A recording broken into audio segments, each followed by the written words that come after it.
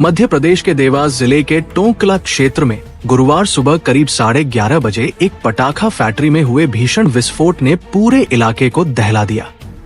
धमाका इतना जोरदार था कि फैक्ट्री की दीवारें तक क्षतिग्रस्त हो गई और मजदूरों के शवों के टुकड़े 20 से 25 फीट दूर तक जा गिरे।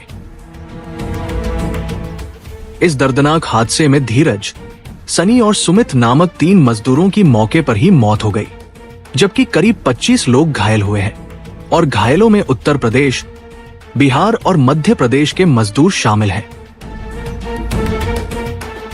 तो वही घटना के बाद पूरे क्षेत्र में अफरा-तफरी मच गई।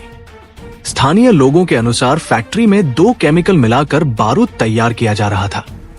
इसी दौरान केमिकल का अनुपात बिगड़ने से अचानक विस्फोट हो गया और हादसे के समय 15 से 20 मजदूर उस हिस्से में काम कर रहे थे। बताया जा रहा है कि लंच ब्रेक से महज 15 से 20 मिनट पहले ये हादसा हुआ। कर्मचारियों का खाना फैक्ट्री में पहुंच चुका था, लेकिन धमाके के बाद लोग अपनी जान बचाने के लिए खाना छोड़कर भागने लगे। तो वही हादसे के बाद प्रशासन ने फैक्ट्री को सील कर दिया है और फैक्ट्री मालिक अनिल मालवीय को पुलिस ने हिरासत में ले लिया है।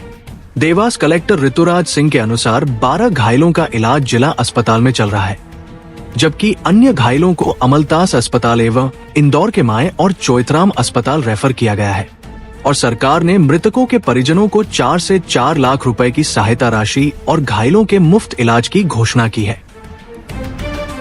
तो वही हादसे के बाद जीतू पटवारी मौके पर पहुंचे और स्थानीय लोगों से चर्चा कर घटनास्थल का निरीक्षण किया। उनके साथ पूर्व मंत्री सज्जन सिंह वर्मा सहित कई कांग्रेस नेता मौजूद रहे। कांग्रेस ने इस हादसे को प्रशासनिक लापरवाही और सुरक्षा मानकों की अनदेखी का परिणाम बताया है।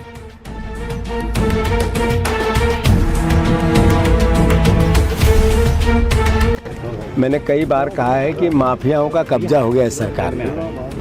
हमने सुना था कि रेत माफिया होता है यहाँ मध्य प्रदेश में, खनन माफिया होता है, यहाँ पर शिक्षा माफिया होता है, शराब माफिया होता है, ड्रग्स माफिया होता है, कई प्रकार के माफिया सुने थे। पर ये बारूद माफिया भी मोहन यादव जी ने पनपा दिया। जिस तरीके से लगातार, वो चाहे हरदा की घटना हो, चाहे इंदौर की घटना हो, चाहे पेटलावत की घटना हो, चाहे ये अब देवास की घटना हो, टोक की, लगातार बारूद माफिया का कब्जा और लोगों की जान। हमारी सरकार को एक घटना से कुछ समझ नहीं आता है, न कोई प्रिपरेशन देखती है।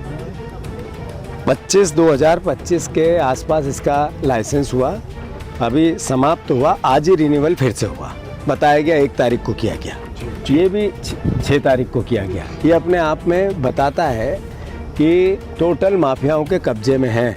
जिनके नाम से मालवीय जी के लाइसेंस है, उनका आर्थिक स्थिति ऐसी नहीं कि इतने बड़े कैंपस को मैनेज कर ले। वो बीजेपी के नेताओं के संरक्षण में पैसा किसी और का है, नाम किसी और का है, मतलब असल में बीजेपी का है ये सब। दूसरी बात, यहाँ वेयर हाउस को गोडाउन बनाया, किसानों का गेहूँ रखने की जगह नहीं है और खेती के नाम पर वेयर हाउस लिया, उसमें फटाके भर दिए, बारूद भर दिया। ये जो बारूद आया, मोदी जी ने कहा विदेशी चीज़ें नहीं लाना है क्योंकि हमारी विदेशी मुद्रा जाएगी। ये चाइना का बारूद लेके आ गए। ये चाइना के माल के बहिष्कार कर रहे थे, तब ये चाइना का माल ला रहे थे। यही बीजेपी के लोग, इनका असली चाल चरित्र और चेहरा है। मौतें कितनी हुई ये भविष्य में और दिखेगी, पर हमारा जहाँ संज्ञान है कि 5 लोग 6 लोग और क्रिटिकल हैं, 3 की मौत हो गई, 9, 10, 11, 12 भी हो सकते हैं। आप देखो, भारतीय जनता पार्टी की सरकार का चरित्र सामूहिक हत्याकांड का बन गया है।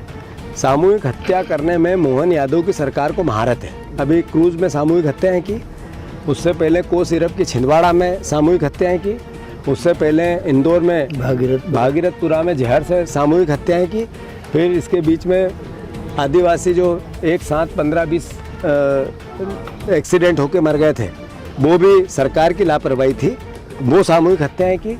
फिर यही हरदा में सामूहिक हत्याएं की, फिर यही पेटलावद में सामूहिक हत्याएं की और फिर अब यहाँ सामूहिक हत्याएं की। सर, अनुमति मैं अनुरोध ये कर रहा हूँ, आपको बताना ये चाहता हूँ, प्रदेश को ये बताना चाहता हूँ कि रोज मोहन यादव हर हफ्ते में उनकी सरकार सामूहिक हत्या करती है। 10-15 लोग नहीं मारे तो इनकी सरकार को चैन ही नहीं पड़ सकता है एक साथ। पर उस सरकार को सीख लेना चाहिए घटनाओं से, कभी नहीं लेती है। लोग मौत ये कलेक्टर जो यहाँ मौजूद है इन्होंने ही लाइसेंस दिया था, इतनी अनियमितता है। अभी मैं छोटे छोटे बच्चों से, नाबालिग बच्चों से मिल के आया, 40 से ज़्यादा नाबालिग बच्चे काम कर रहे थे। ये किसकी ड्यूटी है इनको देखने की? आखिर 40 नाबालिग बच्चे काम कर रहे हैं 500 रुपये के लिए। ये कैसा नरेंद्र मोदी का नया भारत है?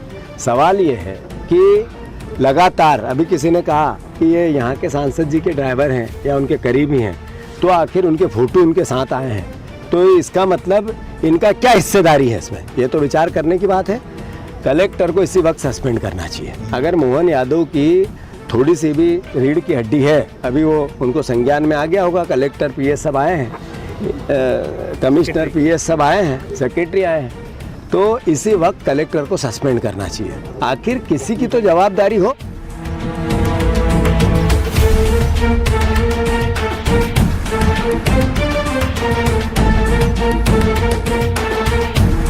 Join the next Be the Best, Bundelkhand का सबसे विशाल और आधुनिक विश्वविद्यालय ज्ञानवीर यूनिवर्सिटी। ये सिर्फ एक यूनिवर्सिटी नहीं, ये है आपके सपनों का लॉन्च पैड। यहाँ मिले आपको smart classrooms, modern campus, updated labs और एक्सपीरियंस्ड फैकल्टी।